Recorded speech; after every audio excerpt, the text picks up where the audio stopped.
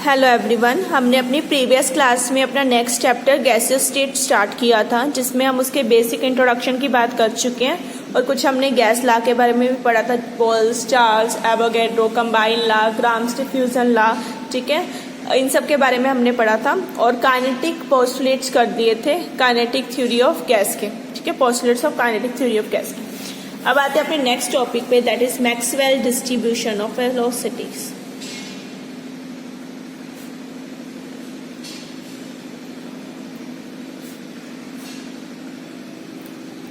Last time हमने जब relation किया था उसमें एक टर्म आई थी रूट मीन स्क्वायर वेलोसिटी। तो अब पहले हम वेलोसिटीज के बारे में पढ़ते हैं, फिर पढ़ेंगे रूट मीन स्क्वायर वेलोसिटी या एवरेज वेलोसिटी ये क्या होती है, ठीक है।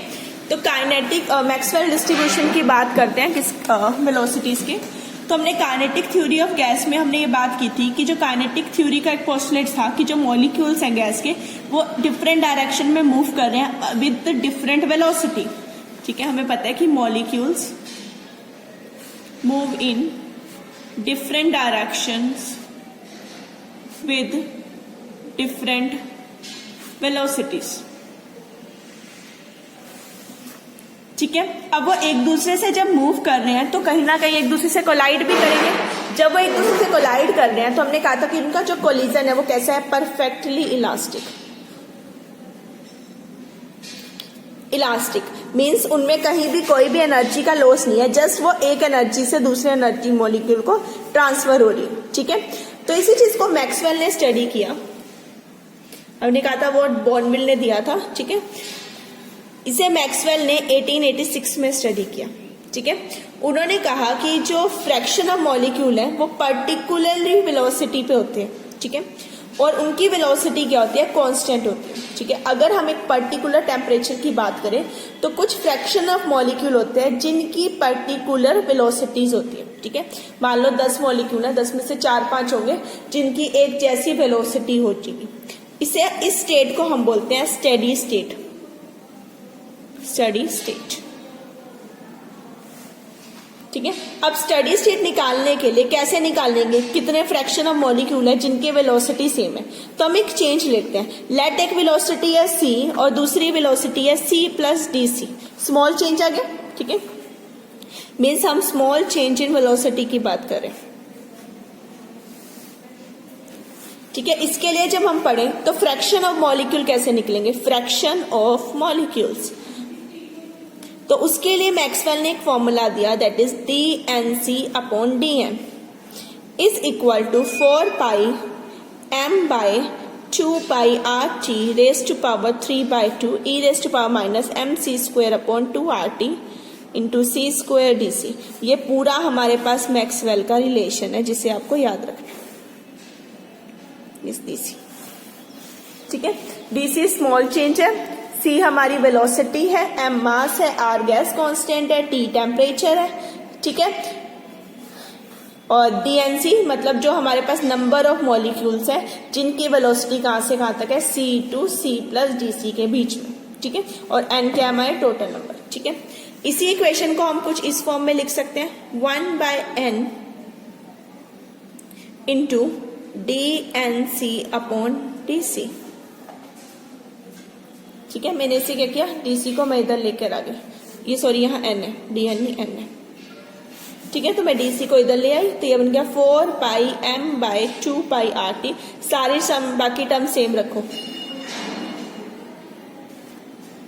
ये आ जाएगा। तो ये भी इसी की एक और फॉर्म है, ठीक है। This term is called probability of finding molecules with velocity. कितनी वेलोसिटी, c, कितनी वेलोसिटी क्या है, c, क्लियर।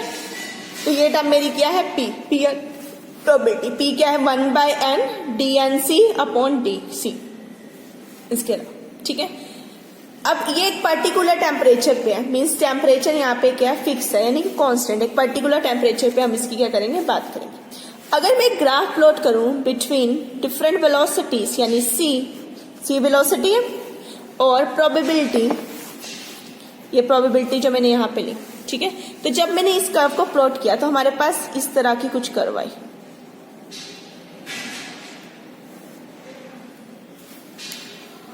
ठीक है। अब हमने यहाँ पे क्या किया, कर्व को प्लॉट किया तो हमारे पास ऐसी कर्व आई। अब ये कर्व जैसे जैसे इंक्रीज होती जा रही है, पहले इंक्रीज हो रही है, मैक्सिमम पहुंची एंड देन डिक्रीज हुई, ठीक है। अब इसके जो एरिया निकलेगा ना, ये जो एरिया होगा इस कर्व का, उससे हमें पता लग जाएगा टोटल नंबर ऑफ मॉलिक्यूल्स, ठीक है। और ये जो हाइट है ये पर्टिकुलर एक वेलोसिटी है, ठीक है। कितने मॉलिक्यूल ने उस वेलोसिटी को फॉलो किया ये उसके बारे में बताते हैं, ठीक है।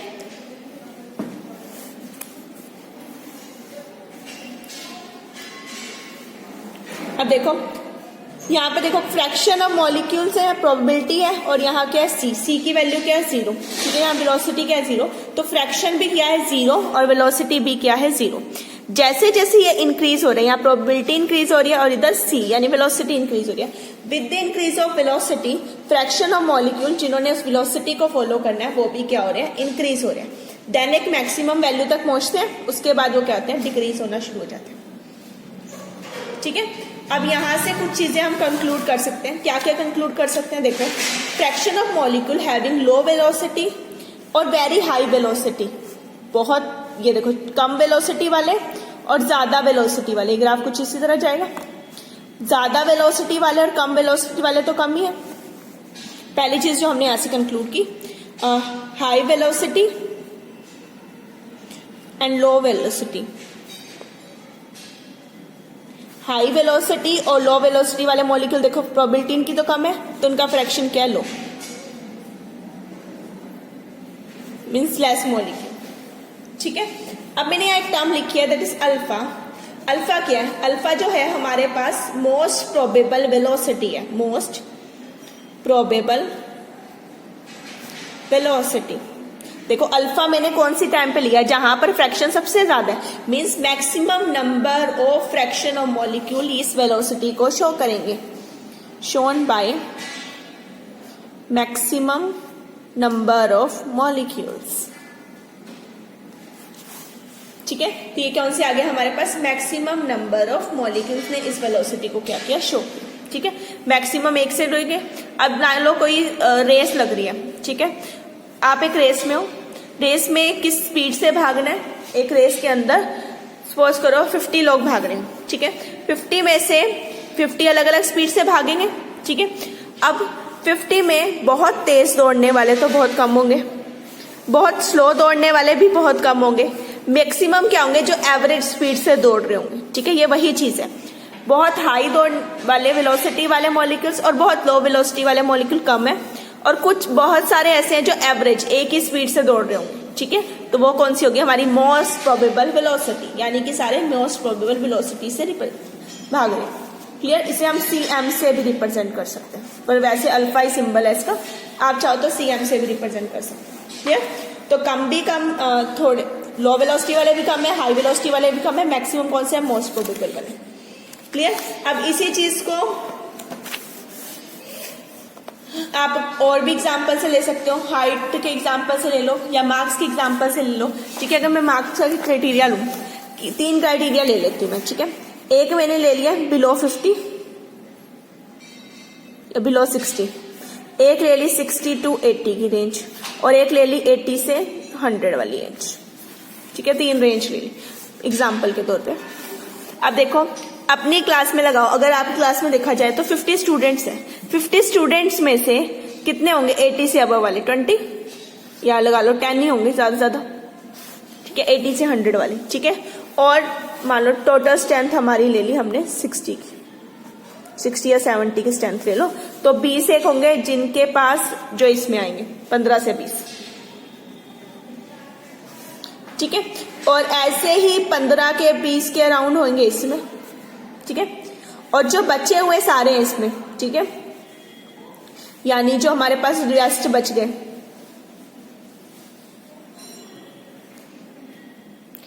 थर्टी टू 40 स्टूडेंट किसमें होंगे, जिनके परसेंटेज कितनी होगी, 60 to 80 के बीच में होगी, ठीक है। तो हम यहाँ पे एग्जांपल ले रहे हैं, देखो मैक्सिमम बीच वाले रेंज में है, ये भी कम है ये भी कम है, और ये क्या है सबसे ज्यादा। आप चाहो तो हाइट का एग्जांपल ले लो, बहुत कम हाइट वाले भी थोड़े से होंगे, बहुत ज्यादा हाइट वाले भी थोड़े से होंगे, पर मीडियम हाइट वाले सारे होंगे, ठीक है। एक रेंज वाले मिल जाएंगे आपको सारे, तो मोस्ट प्रोबेबल होती है, क्लियर।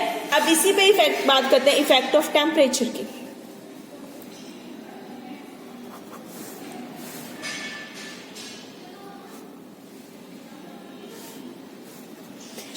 अब हम यहाँ दो टेम्परेचर ले रहे हैं, एक टेम्परेचर है T2, एक टेम्परेचर है T1। T2 is greater than T1, ठीक है। अब हम यहाँ पर ग्राफ प्लॉट करते हैं, ठीक है। एक टेम्परेचर T1 पे आएगा और एक आएगा हमारा टेम्परेचर T2 पे।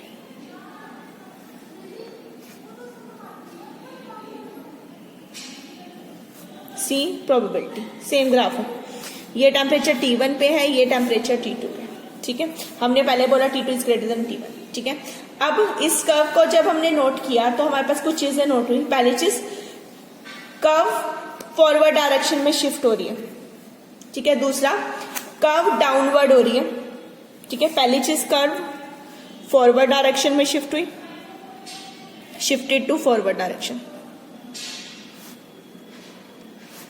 सेकंड, कर्व जो है डाउनवर्ड डायरेक्शन में शिफ्ट हुई और थोड़ी सी फ्लैटेंड हो गई,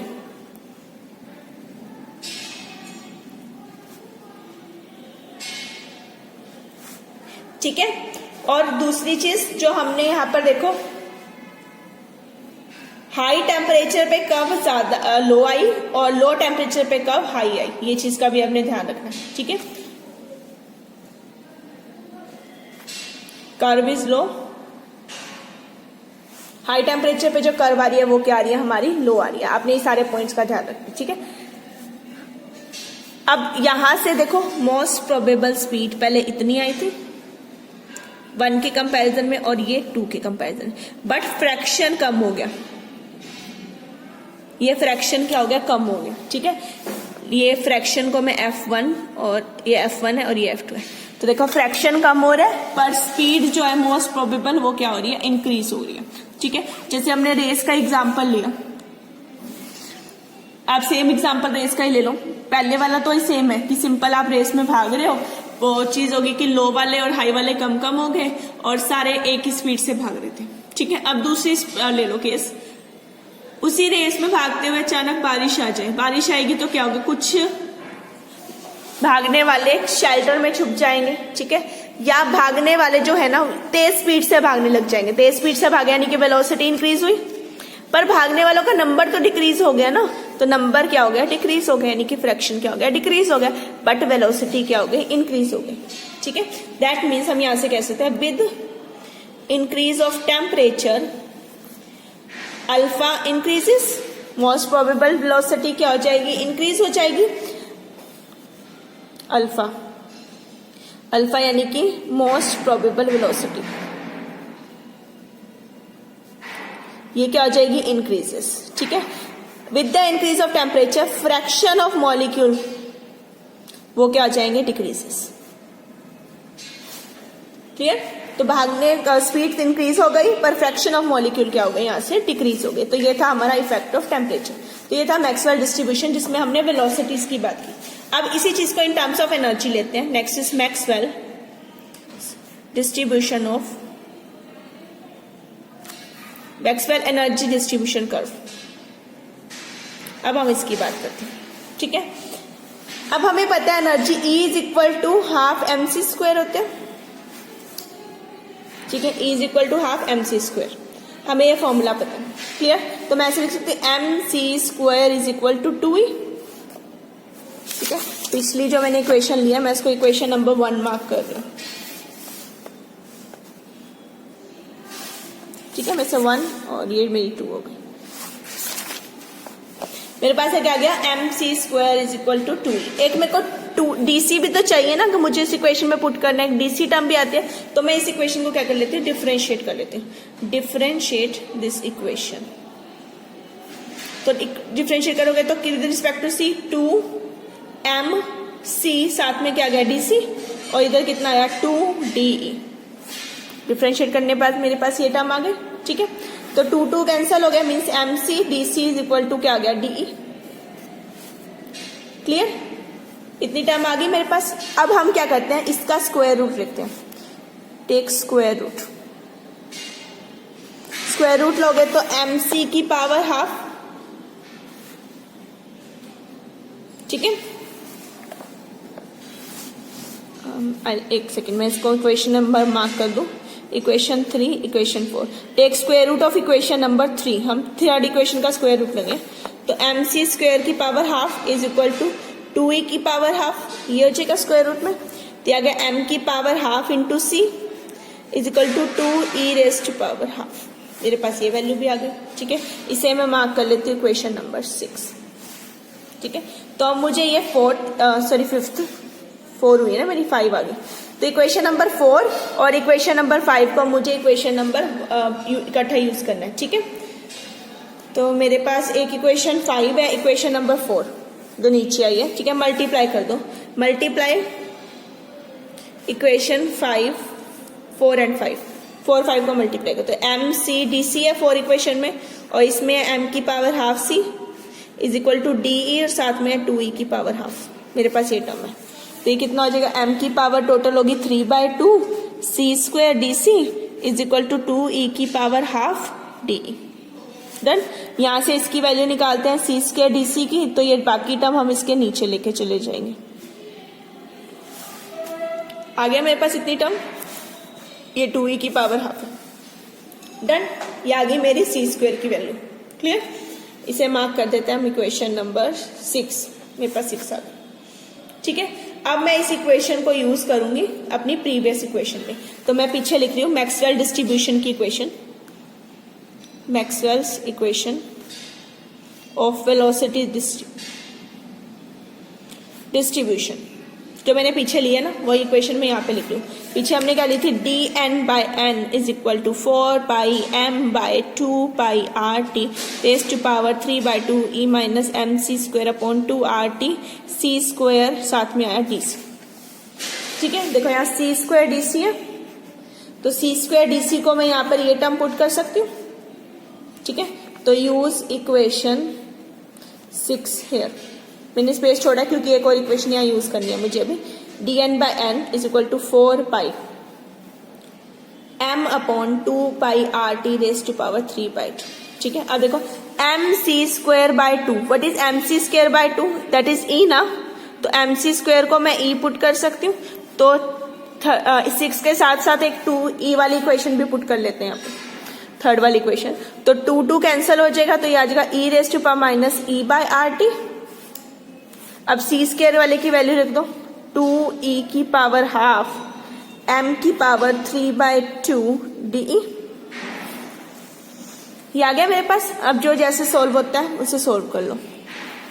अब यहाँ पे देखो ये कितना है 4π, ये 2π की पावर कितनी है 3/2, ये एक तरह से 2π का स्क्वायर आ गया ना, ठीक है। जब आप इसे सोल्व करोगे तो मेरे पास पाई बचेगा एक, ठीक है।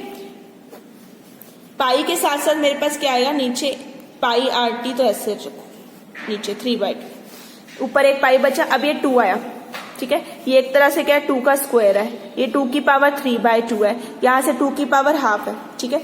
2 की पावर 3/2 यहाँ से आई, 2 की पावर 3/2 यहाँ से आई, ओवरऑल कैंसिल हुआ, सिर्फ क्या बचा, एक 2 बच गया।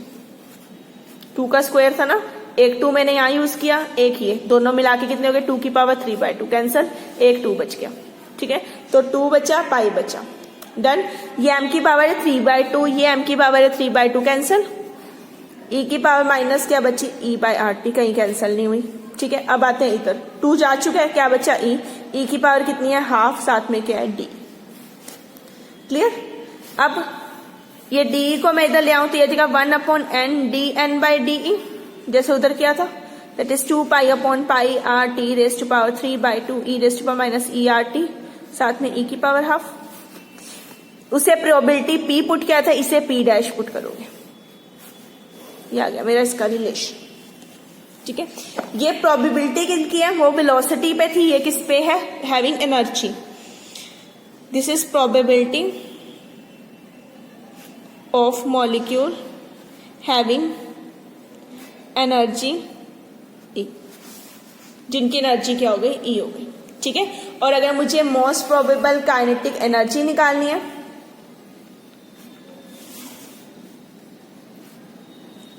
वो आ जाएगी मेरी ½ kT, ठीक है, और ½ RT, दोनों फॉर्म में ले सकते हैं, कीटी की फॉर्म में और आरटी की फॉर्म में भी, ठीक है। और अगर एवरेज निकालनी है, एवरेज काइनेटिक एनर्जी, तो वो आएगी 3/2 n0 kT और 3/2 RT। इन दोनों को मल्टीप्लाई करते हैं तो ये R के बराबर होता है 3/2 RT, ठीक है। तो ये चीज इससे आपने डायरेक्ट याद रखना, ठीक है, विच इज सेम रिजल्ट जैसा हमने मैक्सवेल से ऑब्टेन किया था, और जो हमने काइनेटिक थ्योरी से ऑब्टेन किया था, मैक्सवेल के रिजल्ट भी वही सेम आई, उसी चीज की इलेबोरेटेड फॉर्म आई।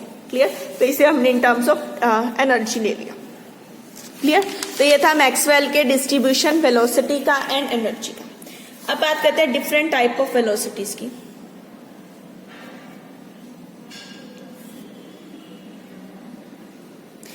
अब वेलोसिटीज बोलो या स्पीड बोलो एक ही बात है। पीछे आरएमएस एक टर्म पड़ी थी, अभी एक मोस्ट प्रोबेबल वेलोसिटी पड़ी, एक एवरेज वेलोसिटी होती है। तो जो पहली टर्म हम यहां पढ़ेंगे वो है most probable velocity. Most probable means maximum number of molecules की वेलोसिटी को क्या बोलेंगे? मोस्ट प्रोबेबल वेलोसिटी, ठीक है। Velocity possessed by maximum number of molecules, उसे हमने क्या बोलना है? Most probable velocity. इसे अल्फा और मैंने भी पीछे भी बोला था सीएम से क्या करना है? रिप्रेजेंट करना है। अब आपने इसका फॉर्मूला याद रखना है, ठीक है। जो अल्फा क्या होता है, किसके बराबर है? अल्फा मेरा है √2RT/m, ये मेरा फॉर्मूला है, इसे आप याद रखोगे डायरेक्ट, ठीक है। m हमारा क्या है? मॉलिक्यूलर मास, और R हमारा गैस कांस्टेंट, T हमारा क्या है? टेम्परेचर। तो ये आ गई हमारी अल्फा यानी कि most probable velocity. Second is average velocity. Average velocity को हम V से रिप्रेजेंट करते हैं, ये अल्फा है वो V है, ठीक है। Average velocity means arithmetic mean of velocities, arithmetic mean of velocities, ठीक है। डिफरेंट जो वेलोसिटीज हैं, like V1, V2, V3, V4 so on n तक, और इनको n से डिवाइड कर दो। मीन ऐसे ही लेते ना, 4 का मीन लेना तो बाय 4 कर दिया, 4 का सम करके। 5 का लेना तो 5 नंबर को प्लस करके इनका 5 से डिवाइड कर दिया, ठीक है। तो 5 का मीन आ जाता है। तो ये जो मीन है ये हमारा क्या? V के बराबर, ठीक है। मान लो नंबर ऑफ मॉलिक्यूल्स भी अलग है, तो मैं इसे ऐसे लिख सकती हूँ N1V1 plus N2V2 N3V3 so on divide by N1 plus N2 plus N3, इस तरह से आप कर सकते हो। तो ये क्या है हमारी V क्या है? हमारी एवरेज वेलोसिटी। और इस V का जो फॉर्मूला आपने याद रखना है वो है 8RT/πm, जिसपे न्यूमेरिकल आते हैं। क्लियर? नेक्स्ट थर्ड इज जो हमने करनी है वो है RMS यानी रूट मीन यानी कि RMS, ठीक है। रूट मीन स्क्वायर वेलोसिटी, इसे हम U से रिप्रेजेंट करते हैं, ठीक है। अब रूट मीन स्क्वायर वेलोसिटी कैसे निकालना है? तो ये होता है हमारा root mean square velocity V1 square, जैसे ऊपर वेलोसिटी लिया ना उनका सम, उसका स्क्वायर कर दिया, root mean square, mean square का मीन, ये तो स्क्वायर करके इसका मीन आ गया, रूट यानी इसका अंडर रूट, ये आ गई हमारी रूट मीन स्क्वायर वेलोसिटी, जिसे हम U से रिप्रेजेंट करते हैं। और U का फॉर्मूला √3RT/m, जो आपने याद रखा, ठीक है। तो ये फॉर्मूला हमारे पास क्या? √3RT/m। तो ये तीनों इंपॉर्टेंट फॉर्मूले हैं, अल्फा, U और V के फॉर्मूले, जो आपने याद रखना है। इसका डेरिवेशन सिलेबस में नहीं है कि कैसे आए, बट आपने इन्हें याद रखना है, ठीक है। ये 2RT/m, ये 3RT/m, ये 8RT/πm। क्लियर? तो ये 3 तरह की वेलोसिटी आ गई। अब इनके बीच में रिलेशन करते हैं। Next is relationship between between alpha, V and U. Alpha is most probable velocity, V is average velocity and U is root mean square velocity. तो तीनों के फॉर्मूले लिख लो। एक है 2RT/m, V है √8RT/πm और तीसरी है √3RT/m। मेरे पास 3 है, ठीक है। तो अगर मैं इन्हें मार्क कर दूं 1 2 3, मेरे पास अल्फा है, U है, रेशो कर सकते हो आप, ठीक है। नहीं तो इन्हें alpha is to U is to V कर दो।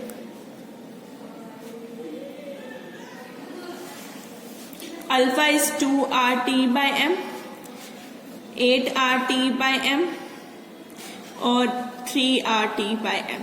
डन। तो RT/m कैंसिल हो रहा है। यहाँ कितना बचेगा √2, यहाँ बचेगा √8/π और यहाँ बचेगा √3। ठीक है, √2 की वैल्यू होती है 1.414, √3 होता है 1.732 और जब इसको सोल्व करोगे आप पाई पे लगा के तो ये आता है 1.595 तीनों। ठीक है, रेशो ले लो, ये आ जाएगा 1:1, 1.128 इज टू 1.224। क्या है किसकी रेशो? ये alpha is to V is to U. Done. तो ये इनकी रेशो में आ गया। क्लियर। और दूसरी चीज में आप कैसे याद रख सकते हो, अब ये कम है, ये उससे ज्यादा है और ये उससे ज्यादा है। ठीक है, ये चीज का ध्यान रखना, वैल्यू देखना, अल्फा सबसे कम है, फिर उससे ज्यादा ये है वी और उससे सबसे ज्यादा है यू की वैल्यू वेलोसिटी में। अब मान लो मुझे अल्फा से यू निकालना, तो अल्फा और यू की रेशो ले लो, अल्फा बाई यू कर दो।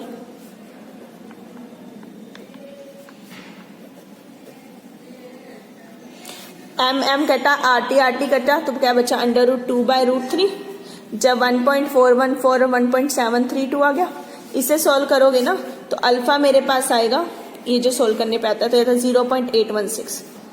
That means alpha is equal to 0.816 of U. Means अगर आपने यू निकाला तो आप यहाँ से अल्फा भी निकाल सकते हो। ठीक है, सिमिलर वे से आप कर लो v/u। v है 8RT/m और दूसरा ले लो 3RT/m, 3RT/m। फिर से कैंसिल हुआ, क्या बचा √8/π और साथ में नीचे बचा √3।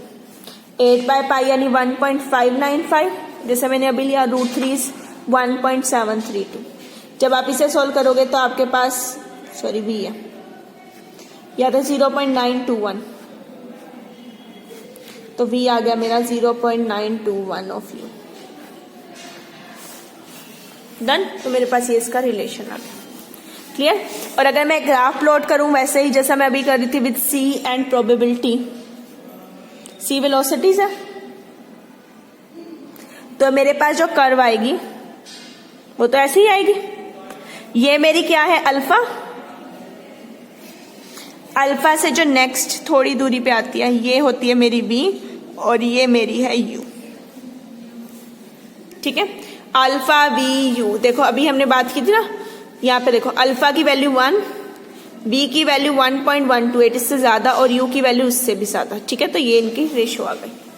Clear. Alpha V and U. Alpha तो मेन जो सबसे हाईएस्ट वाली पीक पे जो वेलोसिटी है वो मेरी अल्फा आएगी और रेस्ट यू भी आएगी। ठीक है, तो हम यहाँ से कह सकते हैं you is greater than V greater than alpha, जो हमने यहाँ निकाला वही रिजल्ट। ठीक है, बस उसी चीज को हमने ग्राफ के ऊपर रिप्रेजेंट कर दिया।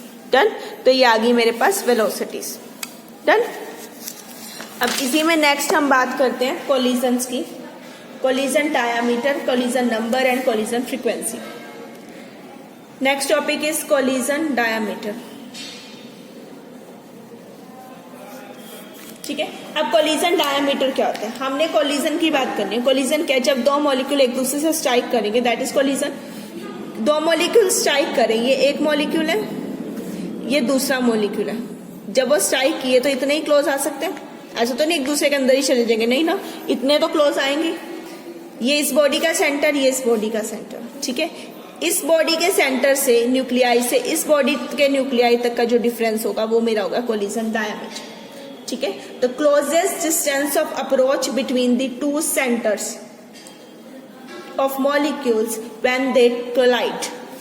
क्लोजेस्ट अप्रोच, सबसे क्लोज यही अप्रोच है, इससे ऊपर अंदर नहीं चले जाएंगे एक दूसरे से। ठीक है, इतना ही क्लोज आ सकते हैं। तो क्लोजेस्ट अप्रोच पे जब कोलिजन हुआ उस टाइम पे जो क्लोजेस्ट अप्रोच है उस टाइम पे जो उनके न्यूक्लियाई के बीच का डिफरेंस है उसे हमने क्या बोलना है? उनका कोलिजन डायमीटर, जिसे हम इससे रिप्रेजेंट करते हैं। ये है हमारा कोलिजन डायमीटर। डिस्टेंस यानी कि distance between nuclei on closest approach in collision between molecules। ठीक है, तो इसे हम इससे रिप्रेजेंट करेंगे। फॉर एग्जाम्पल जो O2 है, O2 का जो सिग्मा की वैल्यू है वो है 3.61 एंगस्ट्रॉन, एंगस्ट्रॉन यानी 3.61 इंटू 10⁻⁻10 मीटर, इसके बराबर। ठीक है, तो यहां से हमारी क्या निकलता है, collision diameter. Next term is collision number.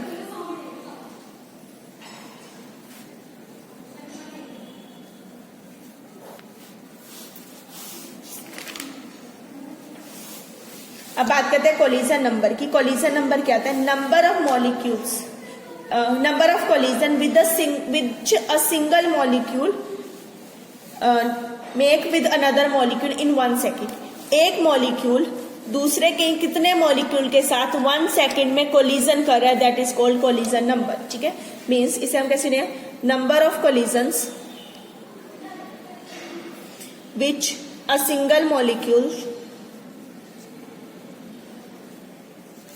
make with other molecules in 1 second।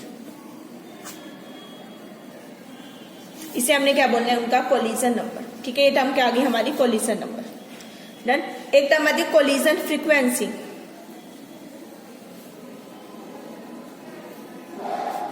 Collision frequency क्या है, number of collision take place in 1 second in 1 centimeter cube A।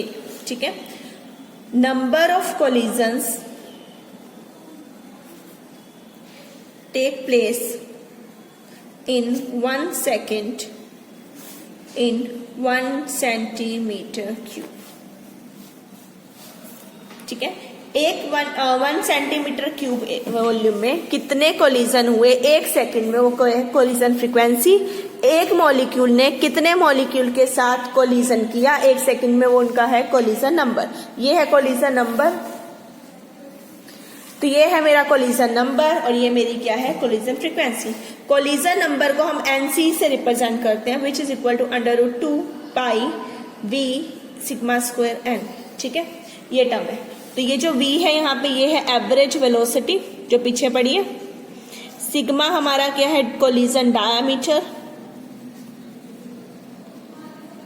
ठीक है, और n है नंबर ऑफ मॉलिक्यूल्स। डन, ये तो मेरा आ गया NC के बराबर। और ये जो Z है, यानी कि कोलिजन फ्रीक्वेंसी को मैं Z से रिप्रेजेंट करूंगी, which is equal to 1/√2 pi V sigma square n square. ये फर्क है, ये NC का फॉर्मूला है और ये Z का फॉर्मूला है। ठीक है, सेम है। V is velocity, sigma is diameter, n is number of molecule. जैसे इनका स्क्वायर आ गया, इस टर्म का स्क्वायर, और √2 की जगह √2 आ गया। ठीक है, इसका कोई डेरिवेशन हमारे सिलेबस में नहीं है कि किस तरह ड्राइव हुए। आपने सिर्फ याद रखना है कोलिजन नंबर का फॉर्मूला एंड कोलिजन फ्रीक्वेंसी का फॉर्मूला, इन्हीं के ऊपर न्यूमेरिकल आते हैं। ठीक है, जिसमें आपको कोलिजन फ्रीक्वेंसी या कोलिजन नंबर को फाइंड आउट करना होता है। ठीक है, अगर इसी पे हम बात करें इफेक्ट टेम्परेचर एंड प्रेशर की, is effect of temperature and pressure on collision frequency। अब देखो कोलिजन फ्रीक्वेंसी में पाई तो कांस्टेंट है, ये डायामीटर है अप्रोच का, ये भी कांस्टेंट होगा, एन नंबर ऑफ मॉलिक्यूल भी कांस्टेंट है। तो हम यहां से कैसे कहते हैं, जेड इज डायरेक्टली प्रोपोर्शनल किसके, वी के। वी क्या है, मेरी एवरेज वेलोसिटी। ठीक है, ये चीज आ गई। अब जैसे ही टेम्परेचर इंक्रीज होगा, ठीक है, टेम्परेचर इंक्रीज हो या प्रेशर इंक्रीज हो, प्रेशर इंक्रीज होगा तो क्या होगा, हमारे पास जो एवरेज वेलोसिटी है वो क्या हो जाएगी, इंक्रीज हो जाएगी। With the increase of temperature average velocity increases. ठीक है, और या कह लो with the increase of pressure, वैसे नंबर ऑफ मॉलिक्यूल सेम है बट 1 सेंटीमीटर क्यूब में नंबर ऑफ मॉलिक्यूल्स भी क्या हो जाएंगे, इंक्रीज हो जाएंगे। ठीक है, जब V भी इंक्रीज होगा और N भी इंक्रीज हो जाएगा, जब हम प्रेशर इंक्रीज करेंगे तो दैट मीन्स फ्रीक्वेंसी भी क्या हो जाएगी, इंक्रीज हो जाएगी। That is collision frequency increases. तो यहां से कोलिजन फ्रीक्वेंसी भी मेरी क्या हो जाएगी, इंक्रीज हो जाएगी। As Z increases, temperature increases, velocity increases, तो frequency increases. As P increases, तो number of molecule 1 centimetre cube में वो ज्यादा इंक्रीज हो जाएंगे, तो तब भी हमारा Z क्या हो जाएगा, इंक्रीज हो जाएगा। Done. Next topic is mean free path. इसी से रिलेटेड है, ठीक है। मीन फ्री पाथ, देखो हमने काइनेटिक थ्योरी में एक चीज पढ़ी है कि जब मॉलिक्यूल एक दूसरे से स्ट्राइक करते हैं तो रैंडमली एक दूसरे की डायरेक्शन में डिफरेंट वेलोसिटी से मूव करते रहते हैं और देन एक दूसरे से स्ट्राइक करते हैं। अब जैसे ही वो एक दूसरे से स्ट्राइक करेंगे तो कितना डिस्टेंस उन्होंने ट्रेवल किया, ठीक है, that is called free path. तो हम कह सकते हैं distance travelled by molecules before colliding with another molecule, उसे हम क्या बोलेंगे, उसका फ्री पाथ। ये क्या फ्री पाथ, फ्रीली वो मूव करेगा। और फ्री पाथ यानी कि वो कहता है हमेशा जिगजैग फॉर्म में होता है, ठीक है। और इन्हीं का अगर हम मीन ले लें, ठीक है, मीन और फ्री पाथ, उसे हम बोलेंगे मीन फ्री पाथ। यानी कि हम कह रहे हैं mean distance travel by molecule between any two successive collision, दो कोलिजन्स के बीच में उसने कितना पाथ ट्रेवल किया, ठीक है, वो उसका क्या हो जाएगा, मीन फ्री पाथ। जैसे मॉलिक्यूल है तो वैसे जिगजैग डायरेक्शन में चलेगा इस तरह, ठीक है, अलग अलग उसमें। तो ये इसका क्या मीन, यहां से यहां तक इस मॉलिक्यूल ने स्ट्राइक करना है तो जितना इसने पाथ ट्रेवल किया उसका मीन ले लो तो वो क्या बन जाएगा हमारा mean free path. Mean free path को हम एल से रिप्रेजेंट करेंगे, वो होता है ratio upon B upon NC. B हमारी एवरेज वेलोसिटी है, एन है हमारा कोलिजन नंबर। तो यहाँ फॉर्मूला पुट कर दो, एनसी का फॉर्मूला हमें पता है, NC is √2 pi V N square N. V cancel हो जाएगा तो आएगा 1/√2 पाई सिग्मा स्क्वायर एन के बराबर। तो ये मेरा फॉर्मूला आ गया किसका, रूट मीन स्क्वायर का, सॉरी मीन फ्री पाथ का, √2 पाई सिग्मा स्क्वायर एन, ठीक है। अब यहां से कुछ टर्म देखो, अब यहां से क्या है, this term L is inversely proportional to N। अगर प्रेशर इंक्रीज हो जाएगा, प्रेशर इंक्रीज हुआ तो नंबर ऑफ मॉलिक्यूल्स इंक्रीज हो जाएंगे, और नंबर ऑफ मॉलिक्यूल्स क्या हो जाएंगे, इंक्रीज हो जाएंगे पर सेंटीमीटर क्यूब। वो इंक्रीज हुए तो यहां से L की वैल्यू क्या हो जाएगी, डिक्रीज हो जाएगी। Clear, done. दूसरी चीज देखो, L सिग्मा स्क्वायर के भी इनवर्सली प्रोपोर्शनल है, ठीक है, यानी डायमीटर के जितना ज्यादा साइज होगा, सिग्मा क्या है इनका डायमीटर, डायमीटर जितना ज्यादा होगा L उतना ही कम होगा। और डायमीटर कब है, जब उनका साइज बड़ा होगा, ठीक है। Greater is size of molecule, less is L। L यानी कि मीन फ्री पाथ भी उतना ही हमारे पास कम हो जाएगा। क्लियर, तो हम यहाँ से इसकी वैल्यू भी निकाल सकते हैं, ठीक है। अब इसी को एक और टर्म में लेते हैं, एन की वैल्यू में। हमें पता है आइडियल गैस इक्वेशन जो हमने पीछे पढ़ी है, गैस इक्वेशन हमें पता है PV is equal to NRT होता है। तो मैं यहाँ से n की वैल्यू निकालू N/V, तो आ जाएगा मेरा RT, N/V ना, तो P/RT। Done. What is N/V, इसे हम ले रहे हैं N डैश। N डैश क्या, number of molecules per unit volume. N is number of molecules per unit volume, तो मैं इसे N डैश ले रही हूं,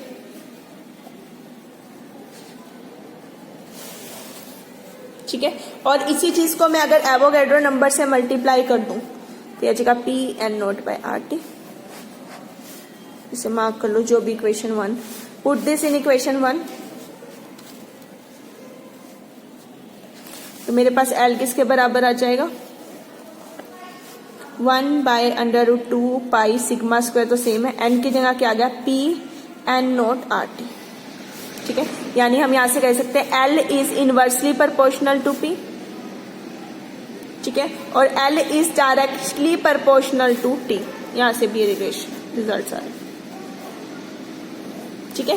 तो ये था हमारा मीन फ्री पाथ जो प्रेशर के इनवर्सली प्रोपोर्शनल आ गया, बट टेम्परेचर के क्या आया हमारा डायरेक्टली प्रोपोर्शनल, ठीक है। तो हम इस तरह से इसकी वैल्यू निकाल, डन। अब इन पे हमारे न्यूमेरिकल आते हैं, तो अब इनका कोई न्यूमेरिकल देखते हैं, ठीक है। पहले हम RMS वगैरह क्वेश्चन का न्यूमेरिकल देखेंगे किस तरह से इसे सोल्व करना है।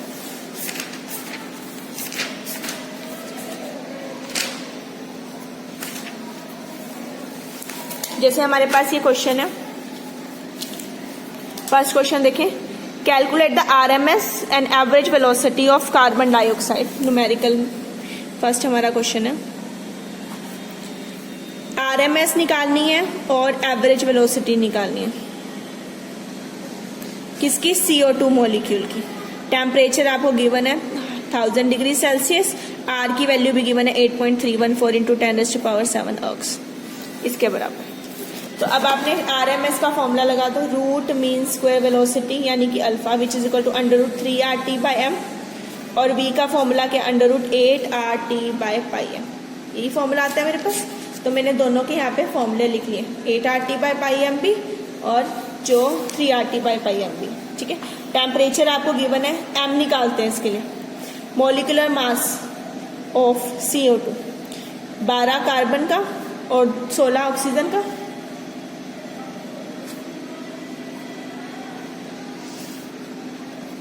सोलह दूनी कितना आ गया 32, तो 32 और 12 यानी कि 44। M की वैल्यू कितनी आ गई 44। तो अब अल्फा ले लो। टेम्परेचर आपको गिवन है था, केल्विन में कर चेंज कर लेंगे इसे 273 प्लस करके 1273 केल्विन, तो पुट करते हैं 3, R की वैल्यू 8.314 इंटू 10⁻⁷ अर्ग्स जो इन्होंने गिवन दिया हमें। T ले लो 1273 अपॉन M की वैल्यू ले लो 44, ठीक है। जब आप इसे सॉल्व करोगे, एडजस्ट करेंगे हम इसे, कैलकुलेट करके वैल्यू आती है 7216.17 इंटू 10⁻3, 6 आया, मैंने उसका रूट ले लिया और सॉल्व करने पे 84.948 इंटू 10⁻3। आप चेक कर लेना आपका सॉल्व करके यही आ रहा है क्या, तो मेरी अल्फा की वैल्यू आ गई, ठीक है। अब हमने अल्फा और यू में रिलेशन किया था, V is equal to, sorry root mean square है ना, मैंने क्या अल्फा नहीं, ये यू है, सॉरी, तो ये यू आएगा मेरा, अल्फा इज मोस्ट प्रोबेबल ना, तो ये यू है। तो V इज इक्वल टू हमने फॉर्मूला किया था 0.921 यू होता है हमारे पास फॉर्मूला, यू मैंने निकाल लिया। अगर आपको फॉर्मूला याद नहीं है तो आप यहाँ पे 8RT/πm से भी निकाल सकते हो, सेम ही आंसर आएगा। जस्ट ये मेरा थोड़ा शॉर्ट में हो जाएगा, इसलिए मैं ये शॉर्ट वाला काम कर रही हूँ। तो मेरे V की वैल्यू भी आ गई और मेरी U की वैल्यू भी आ गई। तो इस तरह से आपने इस न्यूमेरिकल को सॉल्व करना, ठीक है।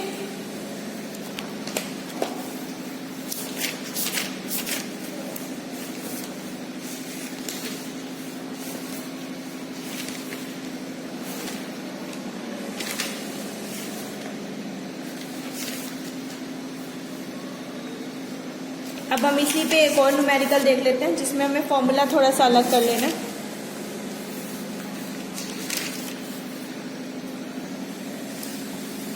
नेक्स्ट आपके पास क्वेश्चन है, वो कहते हैं at what temperature the root mean square velocity of chlorine will be equal to SO2 at NTP। कहते हैं root mean square velocity of chlorine is equal to will be equal to at of SO2 means SO2 की root mean square के बराबर हो जाएगी eight NTP। इसके लिए मुझे टेम्परेचर फाइंड आउट करना है, उसने मुझे ये चीज दे दी है, तो इसके लिए टेम्परेचर आपने फाइंड आउट करना है, ठीक है। तो पहले रूट मीन स्क्वायर का फॉर्मूला लिखो, √3RT/m। पहले SO2 की बात करते हैं क्योंकि उसने NO2 NTP बोल दिया फॉर SO2। SO2 की बात करो तो मास निकाल लो, सल्फर का मास और ऑक्सीजन का जब मास प्लस करोगे तो ये कितना आता है आपका 64, 32 इसका, 16 दूनी 32 और 32 का होता है तो 64 आ जाएगा हमारे पास M की वैल्यू। टेम्परेचर बिकॉज NTP बोल दिया तो 273 केल्विन की बात करें तो U निकाल लो किसका, SO2 का। 3R की वैल्यू, T की वैल्यू, अभी मैंने R नहीं लिखा बिकॉज वो तो कैंसिल ही हो जाना है, और T की M की वैल्यू है 64, तो मेरे पास ये आ गया सॉल्व करके। अब आते हैं क्लोरीन पे, तो क्लोरीन के लिए मास कितना आ जाएगा हमारा, एक कप 35.5 होता है तो 2 है Cl2, तो कितना आ गया हमारे पास 71, ठीक है। फॉर्मूला लगाओ U of Cl2 √3RT, T मुझे नहीं पता, ये मुझे फाइंड आउट करना है, अपॉन M इज 71। उसने कहा ये दोनों बराबर हैं, किस टेम्परेचर पे वो निकालना, तो U ऑफ SO2 को बराबर कर दो U ऑफ Cl2, ये तो दिया ही हुआ मुझे। SO2 कितना है 3R273 upon 64 is equal to √3RT/71। 3R का रूट कैंसिल हो जाएगा, इधर आया 273 का रूट अपॉन 64 का रूट, ये आया t का रूट अपॉन 71।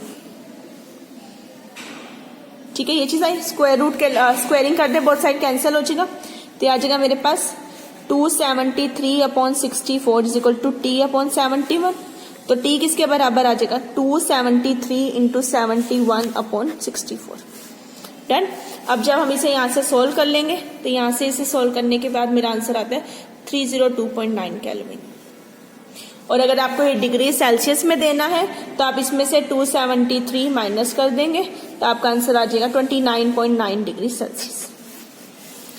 ठीक है, तो इस तरह से एक फॉर्मूले से हम दूसरे फॉर्मूले की वैल्यू भी निकाल सकते हैं। तो ये एवरेज और इसके न्यूमेरिकल है जो कई बार एग्जाम में आते हैं। ठीक है, तो आज की क्लास में हमने सारी तरह के मैक्सवेल डिस्ट्रीब्यूशन के बारे में पढ़ा, velocity and energy distribution, then different type of velocity, फिर कॉलिजन नंबर, डायमीटर, फ्रीक्वेंसी, इन सब के बारे में पढ़ा और इनके कुछ न्यूमेरिकल देखे। अब नेक्स्ट क्लास में हम अपनी आइडियल गैस इक्वेशन से कैसे डेविएट होता है बिहेवियर वो पढ़ेंगे और वंडर वाल इक्वेशन के बारे में पढ़ेंगे। Okay, thank you everyone.